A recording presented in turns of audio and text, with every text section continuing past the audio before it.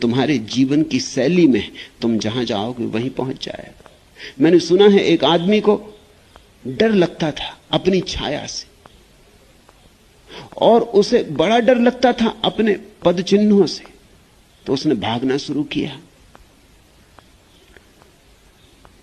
भागना चाहता था कि दूर निकल जाए छाया से, और दूर निकल जाए अपने पग चिन्हों से, दूर निकल जाए अपने से। मगर अपने से कैसे दूर निकलोगे? जितना भागा उतनी ही छाया भी उसके पीछे भागी, और जितना भागा उतने ही पग चिन्ह बनते गए। च्वांग त्सु ने यह कहानी लिखी है इस पागल आदमी की, और यही पागल आदमी जमीन पे पाया जाता है, इसी की भीड़ है। च्वांग त्सु ने कहा है, अभागे आदमी, अगर तू भागता ना और किसी वृक्ष की छाया में बैठ जाता तो छाया खो जाती। अगर तू भागता ना तो पग चिन्ह बनने बंद हो जाते। मगर तू भागता रहा, छाया को पीछे लगाता रहा और पग चिन्ह भी बनाता रहा। जिनसे तुम डरते हो, अगर उनसे भागोगे तो यही होगा। दुख से डरे कि दुखी रहोगे, दुख से डरे कि नरक में पहुंच जाओगे, नरक बना लोगे। दुख से डरने की जरूरत नहीं, दुख है तो जानो, जागो, पहचानो। जिन्होंने भी दुख के साथ दोस्ती बनाई और दुख को ठीक से आंख भर कर देखा, दुख का साक्षात्कार किया, वे अपूर्व संपदा के मालिक हो गए। कई बातें उनको समझ में आई। एक बात तो यह समझ में आई कि दुख बाहर से नहीं आता, दुख मैं पैदा करता हूं, और जब मैं पैदा करता हूं तो अपने हाथ की बात हो गई। ना करना हो पैदा तो ना करो, करना हो तो कुशलता से करो, जितना करना हो उतना करो, मगर फिर रोने पछताने का कोई सवाल ना रहा। जिन्होंने दुख को गौर से देखा, उन्हें यह बात समझ में आ गई कि मेरे ही गलत जीने का परिणाम है, ये मेरा ही कर्म फल है।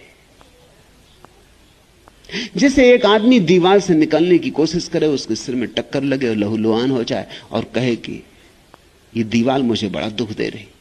छोटे बच्चे अक्सर ऐसा करते, मगर इस दुनिया में सब छोटे बच्चे बड़ा कभी कोई मुश्किल से हो पाता, प्रौढ़ता आती कहां। छोटे बच्चे अक्सर ऐसा करते, निकल रहे थे, टेबल का धक्का लग गया, हाथ में खरोंच आ गई, गुस्से में आ जाते, उठा के डंडा टेबल को मारते। यही तुम कर रहे हो। बच्चों को समझाने के लिए उसकी मां को भी आकर टेबल को मारना पड़ता है कि टेबल बड़ी दुष्ट है, मेरे बेटे को चोट कर दी। तब बच्चा बड़ा प्रसन्न होता, टेबल को पिटते देख के बड़ा प्रसन्न होता है कि ठीक हुआ, ठीक सजा दी गई। मगर टेबल का कोई कसूर ना था। और तुम ये मत सोचना कि सिर्फ बच्चे ऐसा करते हैं, तुम भी ऐसा करते हो। तुम क्रोध में होते हो तो दरवाजा ऐसा झटक के खोलते हो जैसे दरवाजे का कोई कसूर हो। क्रोध में होते तो जूता ऐसा फेंकते हो निकाल के। एक ज़ैन फकीर था नानिन, उसके पास एक आदमी मिलने आया, वो बड़े क्रोध में था।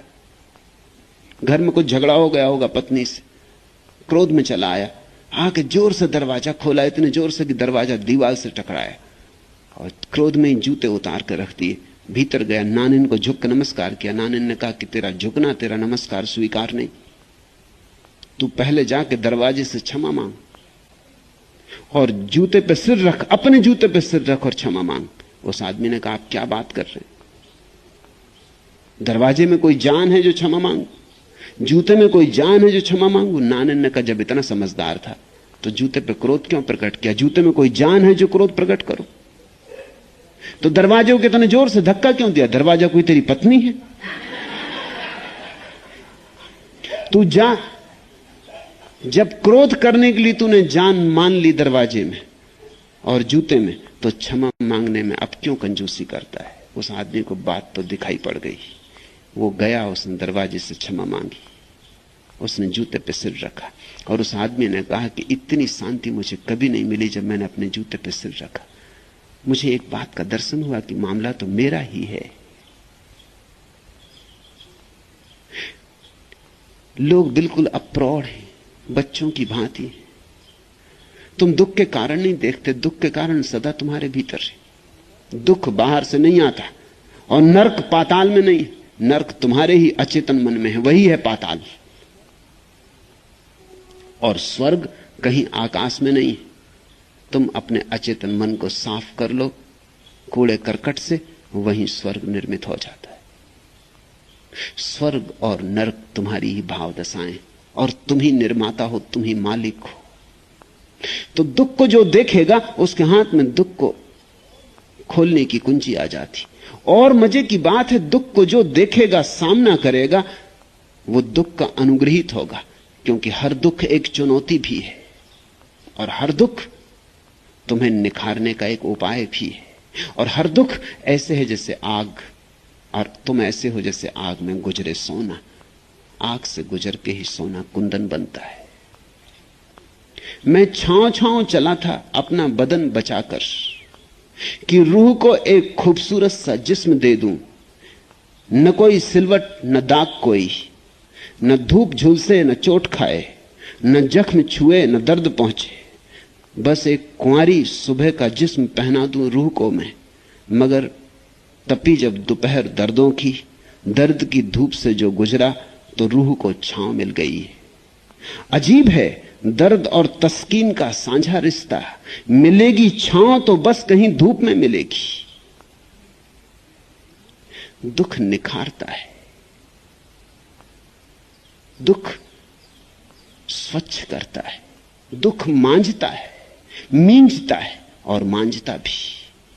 अजीब है दर्द और तस्कीन का साझा रिश्ता। मिलेगी छांव तो बस कहीं धूप में मिलेगी। दुखों से भागो मत, दुखों को जियो, दुखों से होशपूर्वक गुजरो, और तुम पाओगे हर दुख तुम्हें मजबूत कर गया, हर दुख तुम्हारी जड़ों को बड़ा कर गया, हर दुख तुम्हें नया प्राण दे गया, हर दुख तुम्हें फौलाद बना गया। दुख का कुछ कारण है, दुख व्यर्थ नहीं है, दुख की कुछ सार्थकता है। दुख की सार्थकता यही है कि दुख के बिना कोई आदमी आत्मवान नहीं हो पाता, पोच रह जाता, पोचा रह जाता।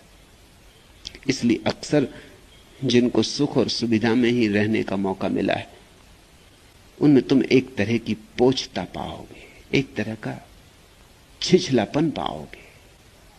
सुखी आदमी, तथाकथित सुखी आदमी में गहराई नहीं होती, उसके भीतर कोई आत्मा नहीं होती। इसलिए तुम अक्सर धनी घरों में मूढ़ व्यक्तियों को पैदा होते पाओगे। धनी घर के बच्चे बुद्धू रह जाते। सब सुख सुविधा है, करना क्या है? सब वैसे ही मिला है, पाना क्या है? संघर्ष नहीं तो संकल्प नहीं, और संकल्प नहीं तो आत्मा कहां, और संकल्प नहीं तो समर्पण कैसे होगा? जब कमाओगे संकल्प को, जब तुम्हारा मैं प्रगाढ़ होगा, तभी किसी दिन उसे झुकाने का मजा भी आएगा, नहीं तो क्या खाक मजा आएगा। जिसके पास अहंकार नहीं है वो निरअहंकारी नहीं हो सकता, इस बात को खूब समझ लेना। जिसके पास गहन अहंकार है वही निरअहंकारी हो सकता है। निरअहंकारिता अहंकार की आखिरी पराकाष्ठा के बाद घटती।